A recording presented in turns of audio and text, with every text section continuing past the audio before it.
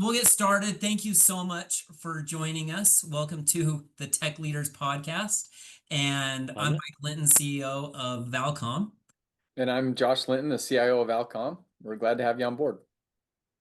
And Oh, we thanks. love and we're joined today by Paul Whittier and to talk about his work and solutions. So if you could please introduce yourself and your company that you represent. Yeah, definitely. So I'm Paul Whittier. I am now the principal cybersecurity advisor for Enable on the Adlumin side. And you guys know I've worked with Valcom for at least a decade now. And this last run with Adlumin, you guys took us, you guys took a chance on a very small company. We had 50 customers at the time.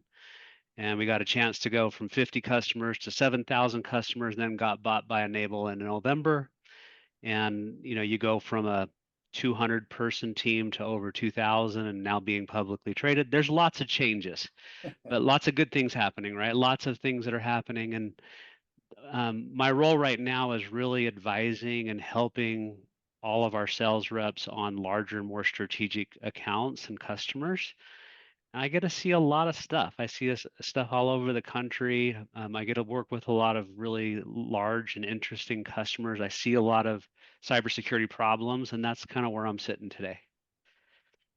Great. And that's really, we want to focus on how executives should be understanding of the technology solution, like what it is, how it impacts executives, why they should care. Because I think they're presented with so many solutions to solve whatever problem, and they don't understand always the problem or how the solution really understands and how their solution really works with what they're trying to solve.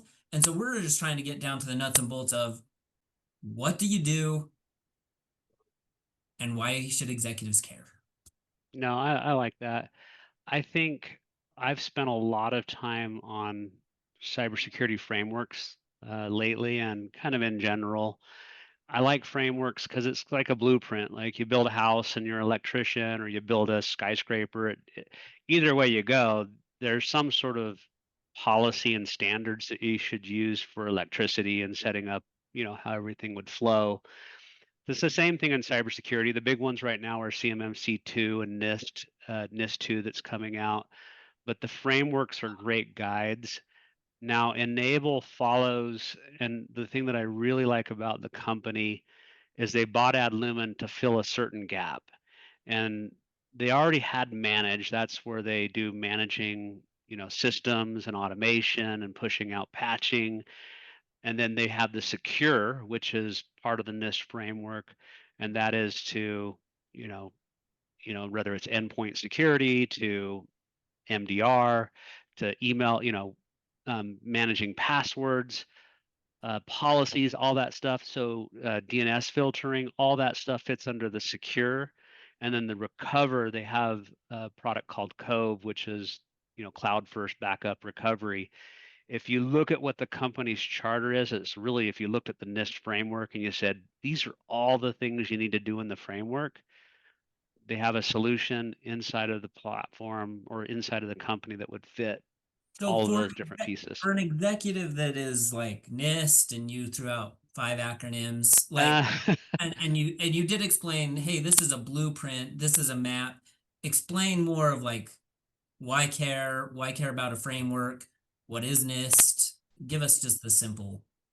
Yeah, I think the easiest way to break it down is like, what would cybersecurity, like if you don't have a framework, because some people are like, I don't know what NIST is, I don't care, I'm a CMMC2, I don't work with the government, and all these different, I'm not HIPAA, I'm not PCI, I'm not this, and we do see a lot of customers that don't have a framework that they have to follow.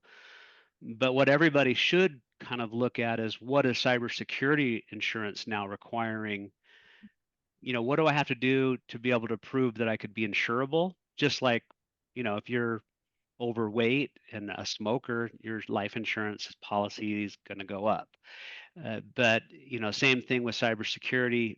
There's certain things that you need to do, and those things would fall into the same thing. It would be, you have to manage, you have to recover, you have to have a immutable backup plan, you have to do, training to your employees. All these things are things, it really doesn't matter what it is. Every business has to be able to follow some sort of guideline on to how to stay safe, whether it's cybersecurity insurance at a minimum or one of these more complex frameworks. Uh, Adlumin came out of the financial industry. We protect about 600 financial institutions today, so they're used to having an auditor come in and looking at the way that they have their policies set up and how they're doing things, and they have very strict rules on how to keep a bank safe. And I think we can all agree that, yeah, we want our banks to be safe. We want our hospitals to be safe. We want to be having an operation in the emergency room and the power doesn't go out or a computer doesn't go down. Like, some of the things may not sound like that important until it gets to like the service that's being provided by computing power today is huge. We deal with a lot of city governments, water, power, and I think, man, the wrong chlorination, the wrong things that could get put into those systems, the responsibility for what computers are doing today, manufacturing, keeping things running, it is immense, right? It's a lot of what we're doing, and I Tell think those policies are keeping us safe. Yeah, go ahead. No, well, I was just going to kind of as a follow-up, I'd love to hear like an example or a story or a cut. Tell us a little bit about a customer that you've helped, kind of what their situation was or the problem they were trying to solve, how Enable Adlumin kind of came in, solved the problem, and maybe has helped them. And I think especially from as Mike mentioned, from the executive perspective, right? What is it that Adlumin can do and to help, you know, take their goals and their businesses to the next level? Yeah, I think cybersecurity is an interesting play because you're never a hero until I mean, you're stopping cybersecurity, stopping breaches every day. And when we stop them, we don't get a lot of, like, you don't see an executive say, "Hey, great job. I know you stopped the cyber attack." That's not what they care about or ever hear about. It's usually the opposite. So I got two quick examples. One, and I'm not going to tell you the district, and it was in California, but that's probably enough. But we had a district that was trying to get budget from the school board. They couldn't get the money, and then all of a sudden they get breached, and then all of a sudden it becomes important. And then they get the budget to be able to do it. But the point is, why are schools being targeted? I don't know. I deal with a lot of education, a lot of schools, and in the state of Utah, we're supporting a lot there as well. I don't know why they go after them. They think that they're not a target, but they are. Or other example would be, we had a food manufacturer. I won't tell you who that is, on the East Coast, that we were just dealing with, and the severity of, they actually produce chicken for some very large restaurant chains. They don't produce it in the stores, but they produce the proper size chicken and stuff like that. But they ended up getting breached, and uh, you know, all the way down to the backups not being able to work. They had Nutanix. It was, their VMs became corrupted. They paid a very large ransom. We're talking over $1 million, and were not able to recover. So even after that, they got the encryption keys from the attacker and had to start to rebuild this company from the ground up. It stopped production on the floor. Like, all types of problems. If you're willing to pay over $1 million to get back up and running and then still not get there, the IT team then gets to be very, very tired and very frustrated, and they look for anything they can do to be able to get up and running quickly. Those are the things where we help out after the fact, after the breach. And I just say, I say this a lot, like, it's better to pay for prevention than cure. I would rather pay for a good doctor than a good coroner. I use that one a little bit. And you can buy the best corner, but I would even rather invest in a decent doctor to try to keep life going versus someone who's trying to recover from whatever happened, right? And I think in cybersecurity, we could talk about all the things that we do, and we stop breaches every single day at Adlumin, especially today in cloud environments like Office 365 Azure.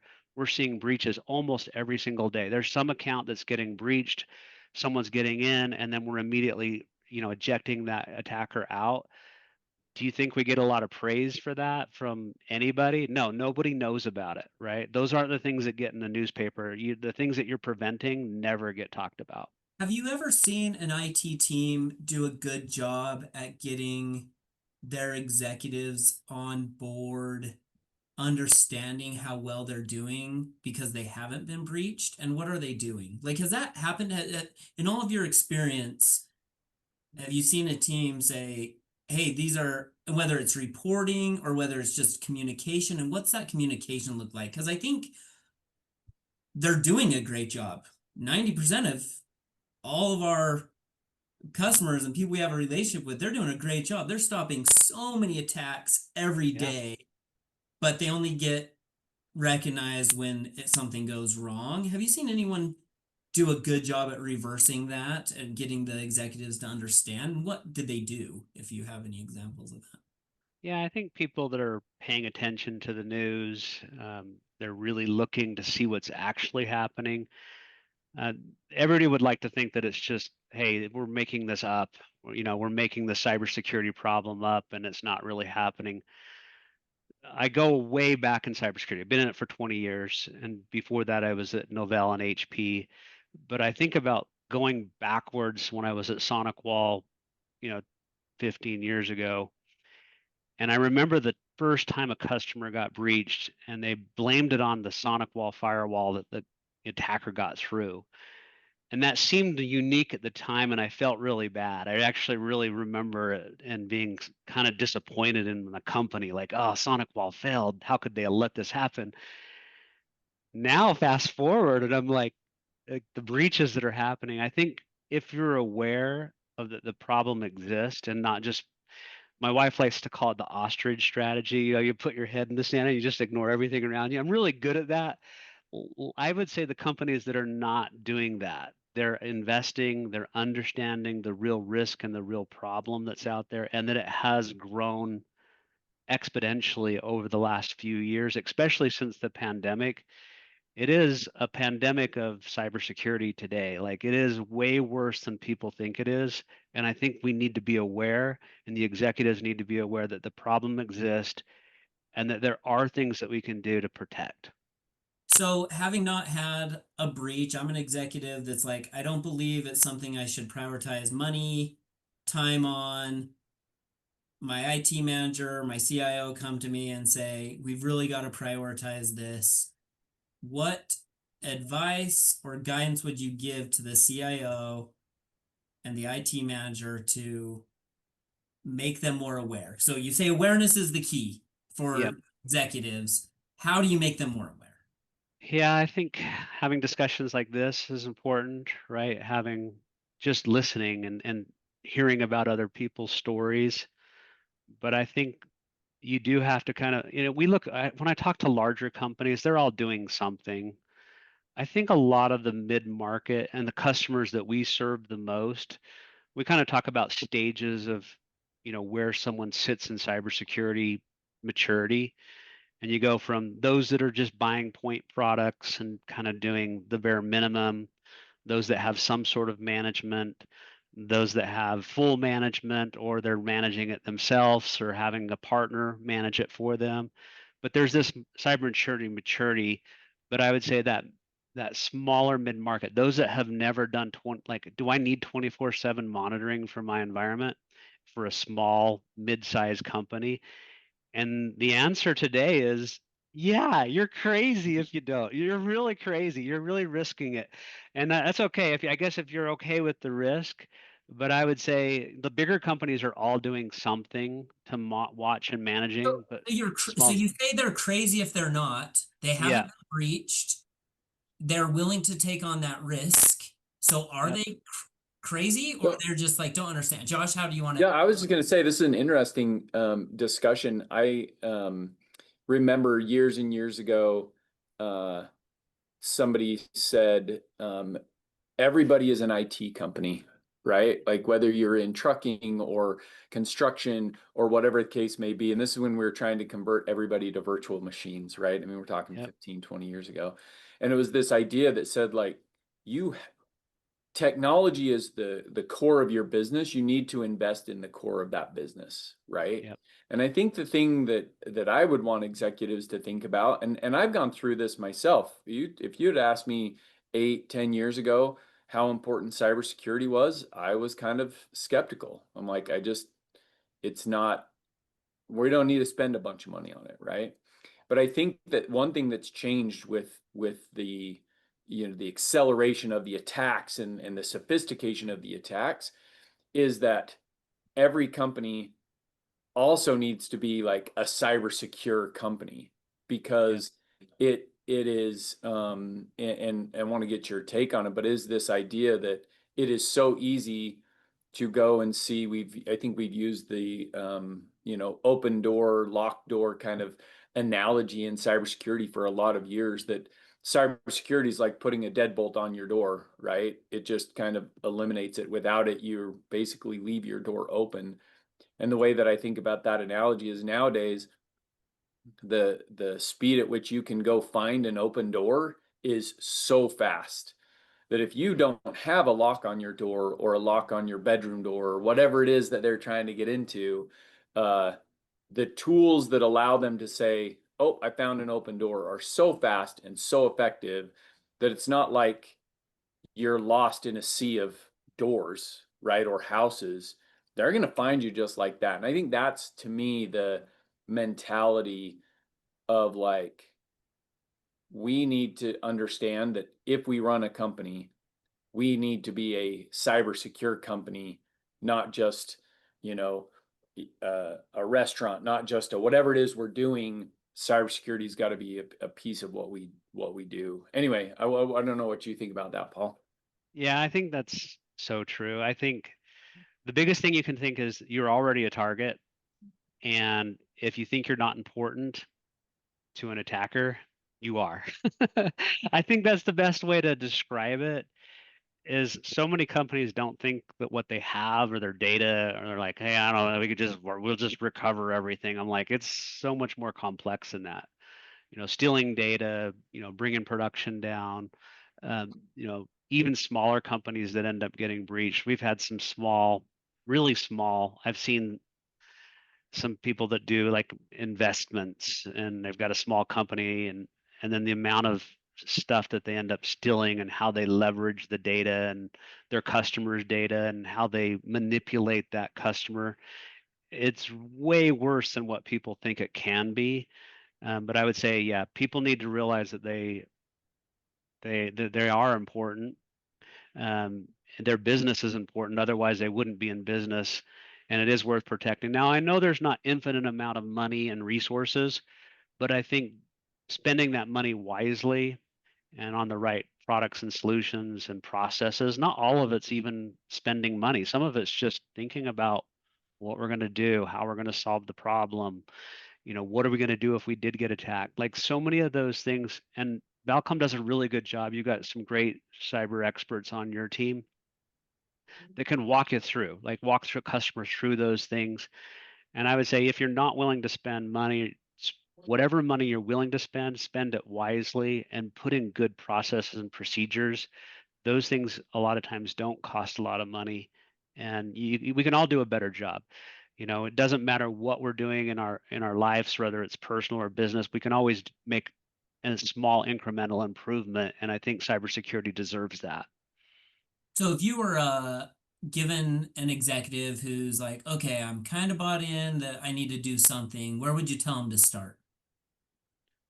I would start with the very basics, right? A lot of people like to think big picture, but I would look at the cybersecurity insurance requirements first before I looked at 150, NIST document or CMMC. There's 150 different questions that I have to answer.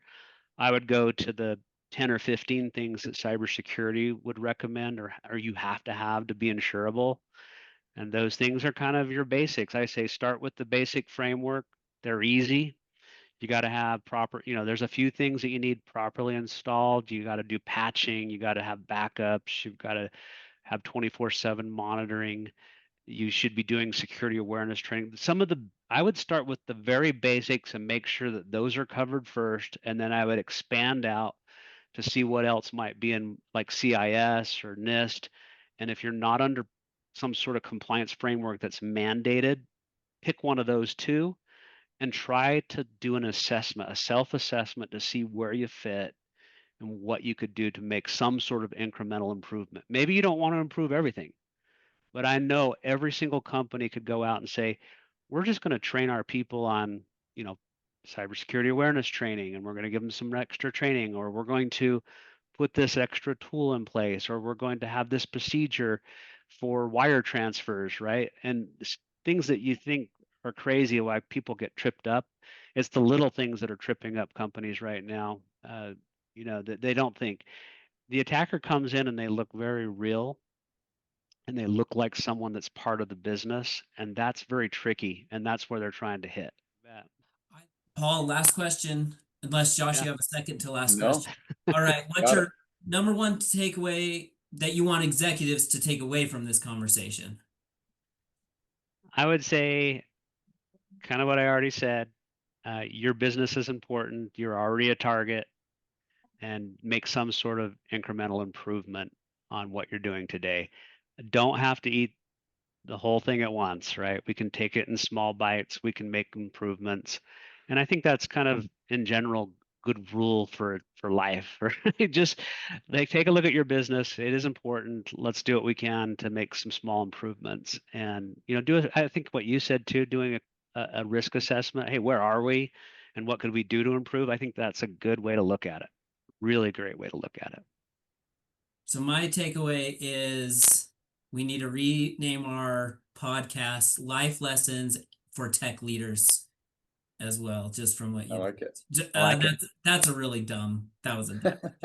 I You like guys Somebody the already other take name it? too, and it's been a failure. So that was a dumb suggestion. Well, Paul, thank you very much for joining us. Thanks for your insight. Thanks for the partnership over the years. You've mattered Absolutely. a lot to us, and when it all comes down to it for us, it's about picking the right partner to help us have the right solutions. And we are so glad we partnered with you so many years ago, and it's been a help to our customers and to all of our clients that have adopted the solution and taken cybersecurity more seriously. So thank you for joining us. And